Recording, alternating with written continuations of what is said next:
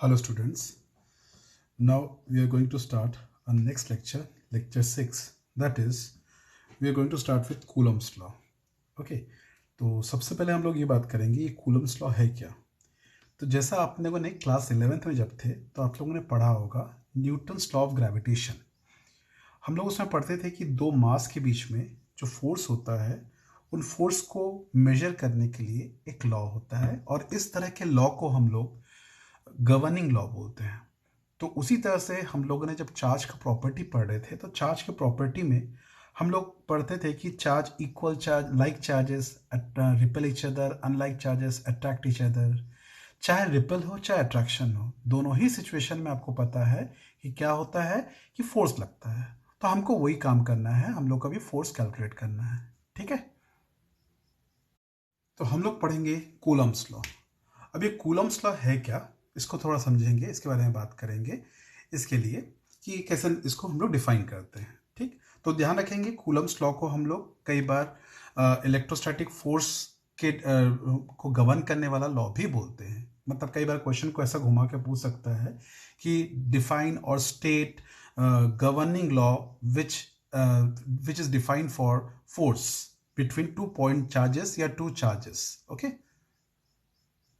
देखिए तो Coulomb's law का हम लोग कैसे डिफाइन करेंगे, इसको कैसे स्टेट करेंगे।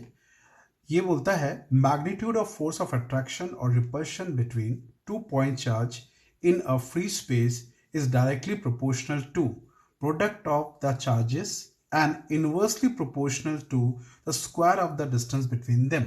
मतलब क्या है इसका सेंस समझिएगा। ये जैसे बता रहा है कि 2 पॉइंट चार्ज है, सपोज ये 2 पॉइंट चार्ज है, ये एक पॉइंट चार्ज है Q1 और ये एक पॉइंट चार्ज है Q2 और इन दोनों चार्ज को हम लोगों ने एक डिस्टेंस, दोनों फ्री स्पेस में रखे हुए, इनके बीच का डिस्टेंस कितना है R।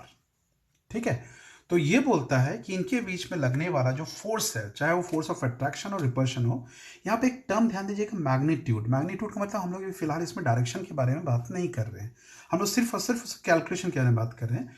तो अकॉर्डिंग टू कूलम्स लॉ बोलता है इनके बीच लगने वाला जो फोर्स रहेगा, फोर्स का मैग्नीट्यूड, इसलिए मैं वेक्टर साइन नहीं लगा रहा हूं, directly proportional to product of the charges, ये दोनों चार्जेस के प्रोडक्ट के बराबर होगा, इक्वल होगा। लेकिन यहाँ पर मैग्नीट्यूड टर्म यूज कर रहा हूँ। ये मैग्नीट्यूड टर्म इसलिए यूज कर रहा हूँ कि कई बार ऐसा होता है कि हम अगर चार्ज नेगेटिव दिया है तो यहाँ पे नेगेटिव साइन लगा देते हैं, तो नहीं लगाना हम लोग को सिर्फ उसके मैग्नीट्यूड पे बात करना है, क्योंकि पॉजिटिव और नेगेटिव के सेंस में जो फोर्स का वैल्यू है उसमें कोई चेंज नहीं आएगा, मैग्नीट्यूड में चेंज आएगा, सिर्फ डायरेक्शन में चेंज आएगा। अगर लाइक चार्जेस रहेंगे रिपल करेगा, अनलाइक चार्जेस रहेगा तो अट्रैक्ट करेगा। ठीक, तो ये बोलता है force is directly proportional to product of the charges magnitude, और यही फोर्स जो है बोलता है inversely proportional to square of the distance between them, दोनों के बीच का जो डिस्टेंस है उनके स्क्वायर के प्रोपोर्शनल होता है। इसीलिए यहां से आप सीधा लिख सकते हो कि F is directly proportional to magnitude of the charges, product of the charges, and inversely proportional to square of the distance. अब यहां से इन दो, ये जो आपको दिखता है इसका एक प्रोपोर्शनली साइन है, इस प्रोपोर्शनली साइन को हम लोग क्या करेंगे, हटाएंगे। तो इस प्रोपोर्शनली साइन को हटाने के लिए हम लोग क्या करेंगे, यहां पर एक कांस्टेंट लगाएंगे, that is F is equal to, हम लिखेंगे K Q1 Q2 by R square और यहां पर मैग्नीट्यूड। ठीक, अब आप बोल सकते हो सर इस K का वैल्यू क्या होगा। तो देखिए इस K का वैल्यू हम लोग का अलग अलग सिस्टम में अलग अलग होता है। तो जैसे इस K का वैल्यू इक्वल टू 1 होता है CGS सिस्टम में। ठीक है, और यही K का value equal to 1/4 pi epsilon naught होता है, जिसका एग्जैक्ट वैल्यू होता है हम लोग का 9 × 10⁹ ठीक है, हम लोग का बन जाएगा न्यूटन मीटर स्क्वायर पर कूलम स्क्वायर। ठीक है, न्यूटन पर मीटर स्क्वायर पर कूलम स्क्वायर, ये इसका वैल्यू होगा। ठीक, ये एसआई सिस्टम में होता है, ये जो वैल्यू आपको दिखता है ये एसआई सिस्टम में होता है। ठीक है, तो सीजीएस सिस्टम में इसका वैल्यू K का वैल्यू 1 होता है और एसआई सिस्टम में इसका वैल्यू होता है 1/4 पाई एप्सिलॉन नॉट, जिसका एक्चुअल वैल्यू होता है 9 × 10⁹ न्यूटन मीटर स्क्वायर पर कूलम स्क्वायर। ठीक है। अब आपके पास दिमाग में अगला ये चीज आएगा कि सर ये 4 और पाई तो समझ में आता है एक नंबर, ये एप्सिलॉन नॉट जो दिख रहा है अजीब सा दिख रहा है, ये क्या चीज है? तो ये जो एप्सिलॉन नॉट होता है ना, इसको हम लोग लिखते हैं, इसको बोलते हैं electrical permittivity. Electrical permittivity, permittivity of free space. Electrical permittivity of free space या वैक्यूम। और इसका भी एक वैल्यू होता है, जो वैल्यू होता है 8.85 into 10 to the power 12 metres. इसका value 8.85 into 10 to the power -12 coulomb square पर न्यूटन मीटर स्क्वायर होता है। ठीक है। और आपको ध्यान रखना पड़ेगा, ये एक बहुत इंपॉर्टेंट चीज है, चाहे तो आप लोगों के एग्जाम के पॉइंट ऑफ व्यू से सोचो या आपके बाकी पॉइंट ऑफ व्यू से भी सोच सकते हैं। सबसे पहले चीज इसका डायमेंशन आपको याद रखना पड़ेगा। ये हम लोग के कॉम्पिटिटिव एग्जाम का, जो भी हम लोग कॉम्पिटिशन एग्जाम के लिए प्रिपेयर करते हैं, उसमें इस एप्सिलॉन नॉट का डायमेंशन जो है वो फेवरेट है, सबका फेवरेट है। तो चलिए इसके डायमेंशन के बारे में बात कर लेते हैं हम लोग। इसका डायमेंशन को कैसे निकालते हैं, तो देखिए डायमेंशन निकालेंगे इसका, तो दिख रहा होगा आप लोगों को इसको coulomb square newton metre square. तो कूलम स्क्वायर मतलब कूलम स्क्वायर, इसका डायमेंशन निकालने के लिए कूलम, कूलम मतलब चार्ज का यूनिट, चार्ज का यूनिट, तो चार्ज का डायमेंशन हो जाता है हम लोग के पास 80। ठीक है, इसका स्क्वायर अपॉन, ठीक, न्यूटन, न्यूटन मतलब फोर्स, फोर्स के लिए क्या लिखते हैं हम लोग बताओ, mL t का पावर -2। ओके, और मीटर स्क्वायर के लिए क्या हो जाएगा, L स्क्वायर। अब आप इसको जब सॉल्व करते हैं तो आपको मिलता है इसका वैल्यू m का पावर -1, ठीक, L का पावर -3, ठीक है, और t का पावर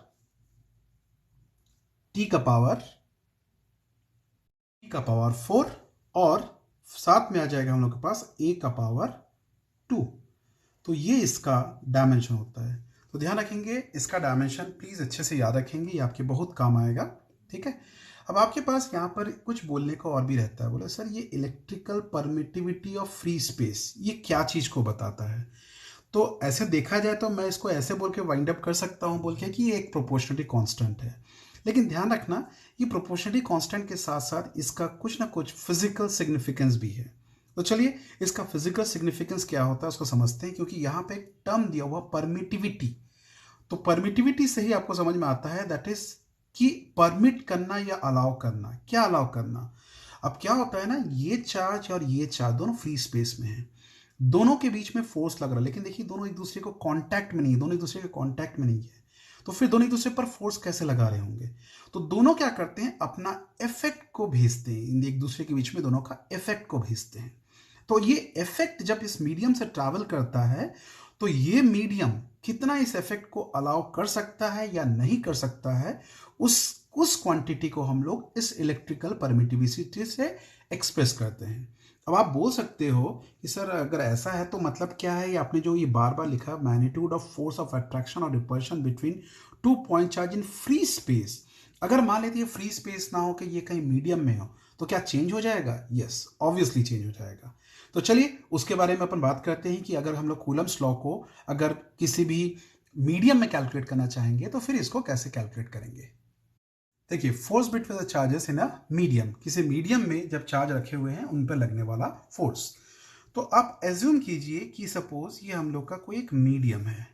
ये मीडियम का बोलने का मतलब क्या हो रहा है, सपोज 2 चार्ज को पानी के अंदर रख दिए हैं, या 2 चार्ज को किसी रेती के अंदर, मिट्टी के अंदर डाल दिए हैं, या ऐसे कोई ऑयल के अंदर या किसी और मीडियम के अंदर डाल दिए हम लोगों ने। ठीक, अब ये 2 चार्ज का जो सिचुएशन है, ये दोनों चार्ज जो पहले हम लोग का सिचुएशन था, ये फिर से वही Q1 चार्ज है, और ये फिर से हमारा क्या, कौन सा चार्ज है, Q2 चार्ज है। और दोनों चार्ज के बीच का distance, obviously they are separated by distance r। ठीक, ये आ गया। तो अब ये बोलता है कि अब इनके बीच में फोर्स को कैसे कैलकुलेट करेंगे, क्योंकि अब इनके बीच में जो इफेक्ट है वो इफेक्ट को चेंज करने वाला क्वांटिटी बदल जाए, क्योंकि अब फ्री स्पेस में नहीं रखा हुआ है। तो तब हमारा जो कूलम्स लॉ या कूलम्स फोर्स इन मीडियम, इसको मैं एफ एम से एक्सप्रेस कर रहा हूं, ठीक है। इसको हम लोग रिप्रेजेंट करेंगे F M is equal to 1/4 pi, instead of epsilon naught मैं यहां पे लिखूंगा एप्साइला। बाकी चीज आपका एज इट इज वही रहेगा, Q1 Q2 by R square.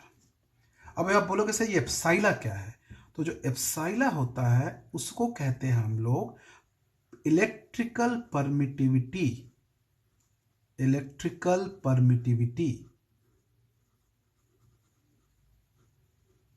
Electrical permittivity of medium, of medium.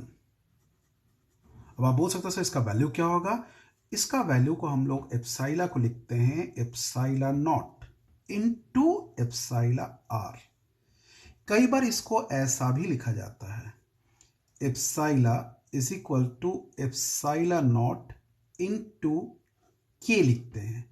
पर ध्यान रखना ये वो वाला के नहीं, प्रोपोर्शनली कांस्टेंट वाला के नहीं है, ये ग्रीक अल्फाबेट में हम लोग कप्पा लिखते हैं, कप्पा, कप्पा सिंबल को लिखा जाता है।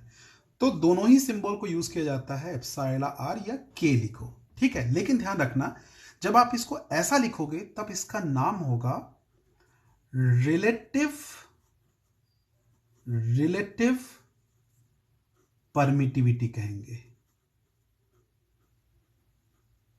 परमिटिविटी कहेंगे।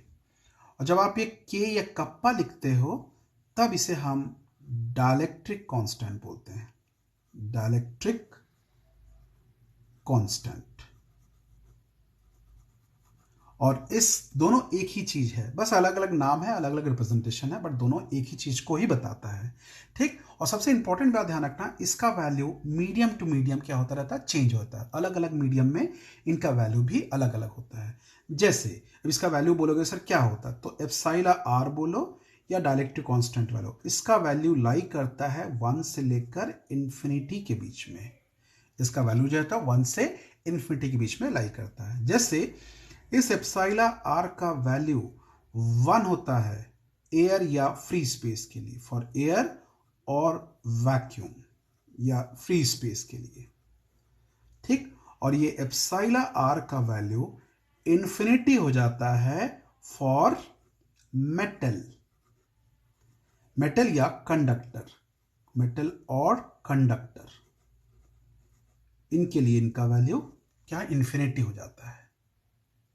चलिए अब हम लोग ये डाइलेक्ट्रिक कांस्टेंट या रिलेटिव इलेक्ट्रिकल परमिटिविटी को डिफाइन करेंगे। हम लोग इसका डेफिनेशन क्या है, तो जैसे इसको डिफाइन करने के लिए हम लोग ऐसा करते हैं कि जब दो चार्ज एयर में है तब इनके बीच में लगने वाला फोर्स को आप क्या लिखते हैं, 1/4 pi epsilon naught Q1 Q2 by R square, ठीक है। और ये कब की बात कर रहे हैं हम लोग, एयर या फ्री स्पेस की बात करें तब।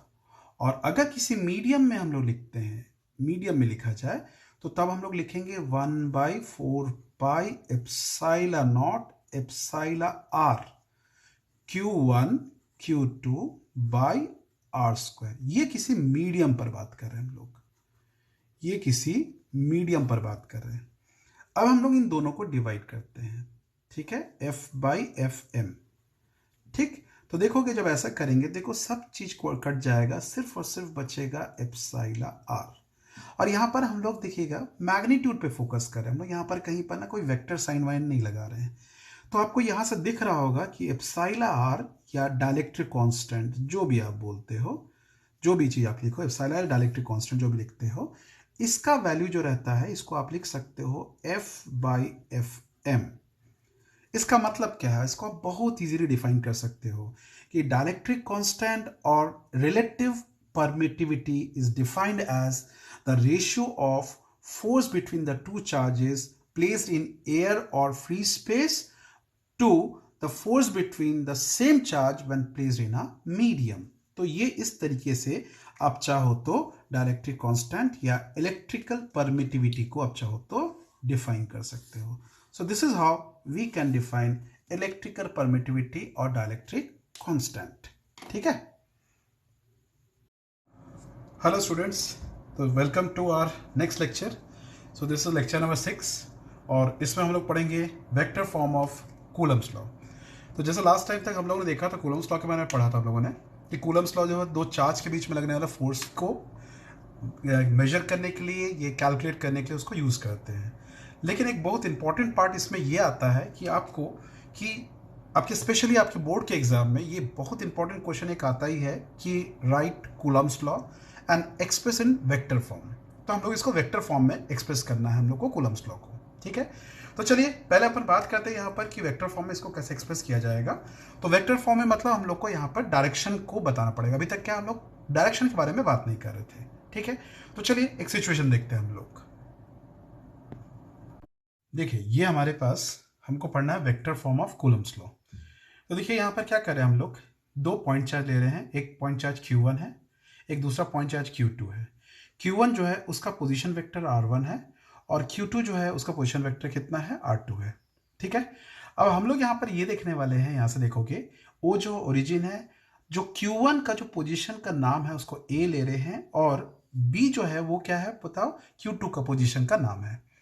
अब हम लोग यहाँ पर क्या डिसाइड करने वाले हैं, हम लोग यहाँ पर एक टर्म यूज करेंगे डिस्प्लेसमेंट वेक्टर।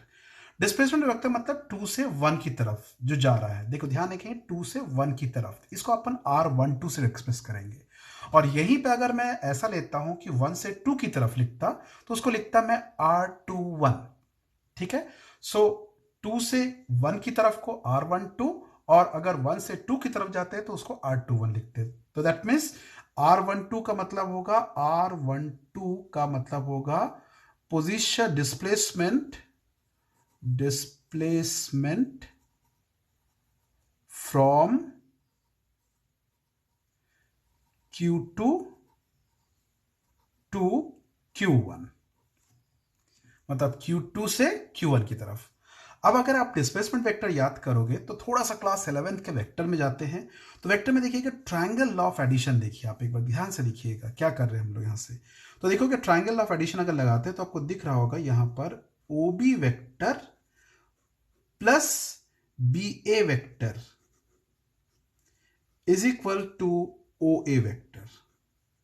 अब अगर मैं इसको ऐसा लिखूं OB वेक्टर मतलब क्या होगा, obviously R2 vector plus BA vector मतलब कितना हो जाएगा, R12 एंड OA वेक्टर मतलब हो जाएगा R1।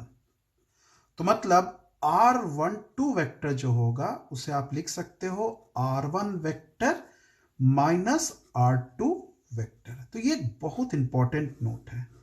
उसी तरीके से सिमिलरली R21 जो होगा उसे आप क्या लिखेंगे बताइए, उसको आप लिखेंगे R2 vector minus R1 vector. इसका मतलब R21 का मतलब क्या हो जाएगा, 1 से 2 की तरफ, और R21 का मतलब हो जाता हम लोग का R12 का मतलब होता है 2 से 1 की तरफ, ठीक है। ये तरफ को ध्यान रखिएगा क्योंकि हम लोग वेक्टर में बात करें तो वेक्टर में डायरेक्शन का बहुत मतलब होता है, ठीक है। और उसी सेंस में एक और चीज थोड़ा ध्यान दीजिएगा, वो हो जाएगा हमारे पास जो आएगा वो जाएगा R12 कैप। तो ये R12 कैप जो है वो एक्चुअली में क्या है, वो R12, अच्छा पहले R12 का मतलब क्या हो रहा था, R12 का मतलब हो रहा था 2 से 1 की तरफ डिस्प्लेसमेंट वेक्टर। लेकिन वह R12 यूनिट वेक्टर का मतलब हो रहा है वो डिस्प्लेसमेंट वेक्टर को नहीं बता रहा, वो 2 से 1 की तरफ को बता रहा है, मतलब इस तरफ को बता रहा है, 2 से 1 की तरफ मतलब B से A की तरफ, ठीक। तो इसको कैसे लिखते हैं, अगर याद आता होगा, आप लोगों ने पढ़ा होगा, आपको ध्यान में आता होगा, तो हम लोग इसको लिखते थे R12 vector upon magnitude of R12, ठीक। उसी सेंस में अगर देखा जाए हम लोग अगर ऐसा लिखते हैं R21 को अगर लिखना होता तो हम लोग लिखते हैं क्या बताओ, R21 वेक्टर अपॉन R21। लेकिन आपको जैसा कि पता है कि दोनों का मैग्नीट्यूड क्या है, सेम है।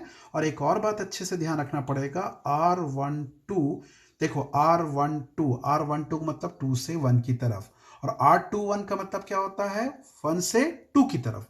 देखिए दोनों एक दूसरे के अपोजिट है, ठीक है। तो दोनों का डायरेक्शन जब अपोजिट है तो R12 यूनिट वेक्टर को चाहे तो आप लिख सकते हैं is equal to minus R21 vector, ठीक। तो ये एक बहुत बहुत इंपॉर्टेंट एस्पेक्ट है वेक्टर का जो आप लोगों ने क्लास 11th में पढ़ा था, जिसका हम लोग यहाँ पे यूज करने वाले हैं, ठीक है।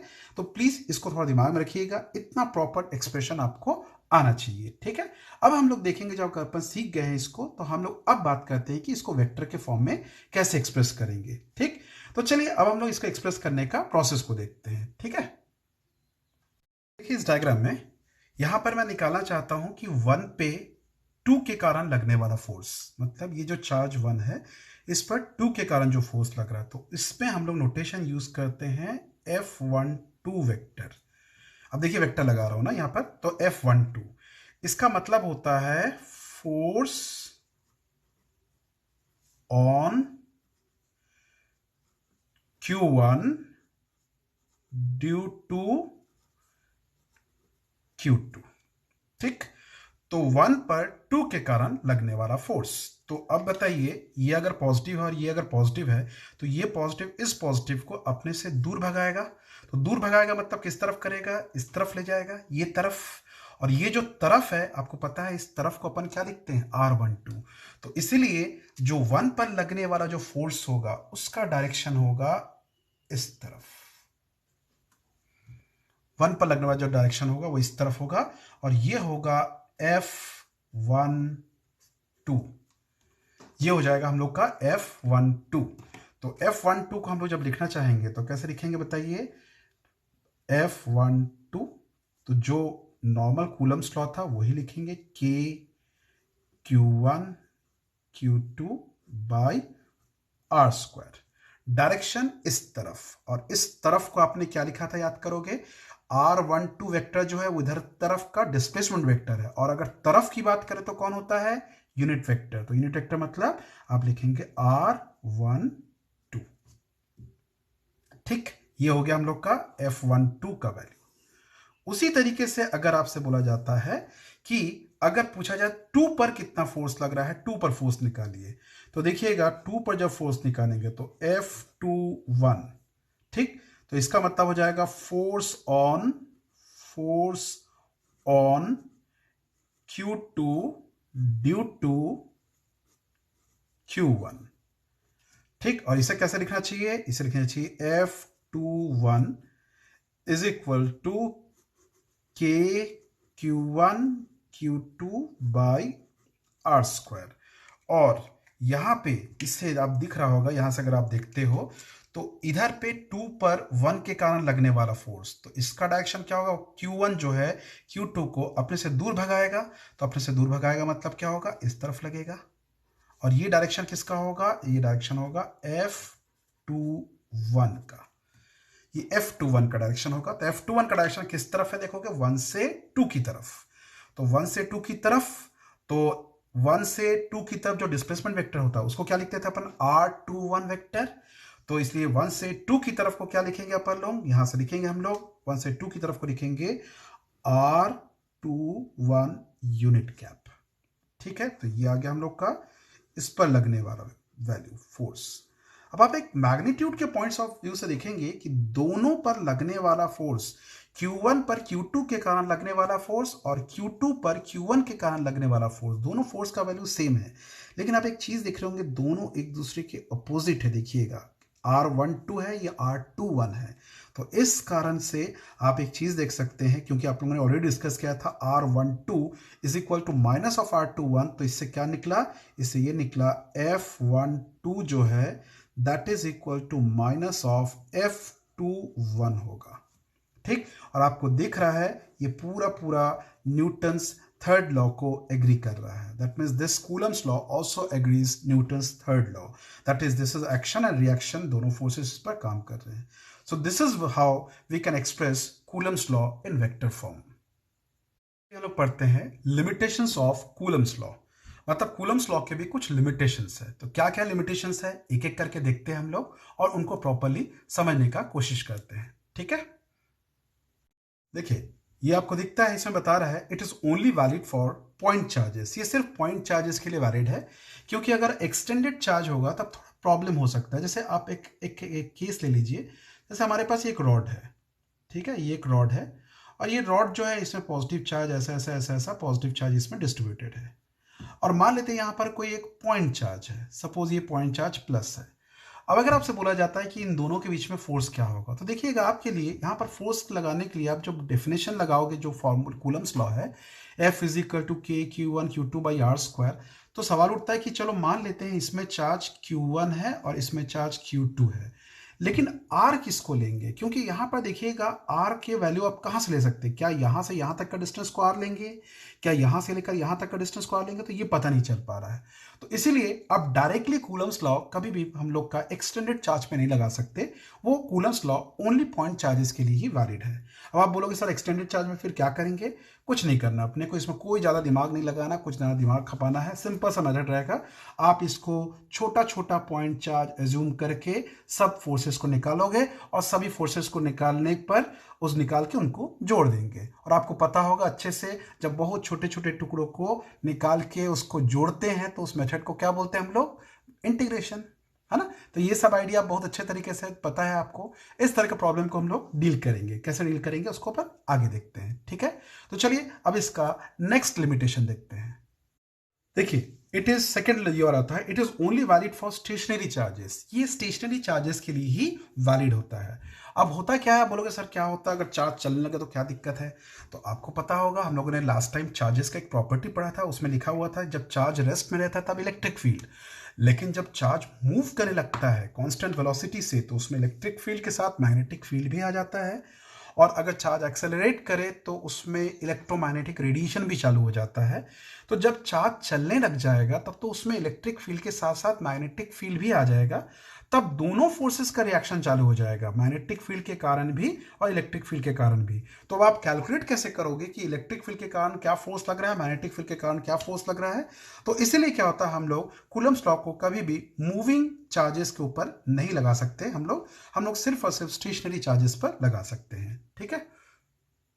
अब देखिए इसका नेक्स्ट वाला पॉइंट है, if the distance between the charge is in the order of 10 to the power, in fact charges लिखना चाहिए, charges are in the order of 10 to the power -15 metre, then Coulomb's law is not applicable. Actually क्या होता है कि generally हमारे पास, आप ध्यान रखेंगे, F is equal to F is inversely proportional to, आप R स्क्वायर लिखते हैं। तो देख के आपको लगता होगा सर R को तो जैसे जैसे कम करेंगे F का वैल्यू तो और बढ़ता जाएगा। एग्जैक्टली आप जो सोच रहे हैं वो सही सोच रहे हैं, एकदम होना भी चाहिए ऐसा। लेकिन ये देखा गया है कि 10 टू द पावर -15 मीटर के जब ऑर्डर में पहुंच जाता है तब इनके बीच में कूलम्स लॉ काम नहीं करता, तब एक दूसरा टाइप का फोर्स काम करने लगता है। इसके लिए आपको बहुत ज़्यादा सोचने की ज़रूरत नहीं, बहुत ज़्यादा दिमाग लगाने की ज़रूरत नहीं है। आप एक बार सोच के देखिए, न्यूक्लियस के अंदर प्रोटॉन्स एक साथ रहते हैं और आपको ये भी पता है कि दो प्रोटॉन जो होता है वो पॉजिटिवली चार्ज होते हैं और दोनों को एक दूसरे से अलग होकर, रिपल होकर अलग हो जाना चाहिए, लेकिन फिर भी वो दोनों वहां पर बंधे हुए होते हैं। क्यों? क्योंकि वहां पर वो इतने पास होते हैं, इस ऑर्डर में रहते हैं, इतने पास में रहते हैं, तब इनके बीच में कूलम फोर्स ऑफ अट्रैक्शन काम नहीं करता, तब उनके बीच में कुछ न्यूक्लियर फोर्स ऑफ अट्रैक्शन काम करता है, जिसके बारे में हम लोग आगे के चैप्टर्स में पढ़ेंगे, किस तरह का फोर्स काम करता है और क्या काम करता है, किस तरह से काम करता है, ठीक। तो इसीलिए अगर चार्जेस के बीच का distance 10 to the power -15 metre का ऑर्डर का हो तो फिर कूलम्स लॉ उन पर एप्लीकेबल नहीं होगा। तो ये कुछ लिमिटेशंस है कूलम्स लॉ के, जिसको आपको दिमाग में रखना पड़ेगा, जो हमारे एग्जाम के हिसाब से बहुत इंपॉर्टेंस रखते हैं। तो ये लेक्चर यहीं पे हम लोग एंड करते हैं। नेक्स्ट लेक्चर में फिर हम लोग कूलम्स लॉ के बारे में और डिस्कस करेंगे, जब ग्रुप ऑफ चार्जेस एक साथ आ जाते तब कैसा होगा। तो bye, take care and have a nice time ahead.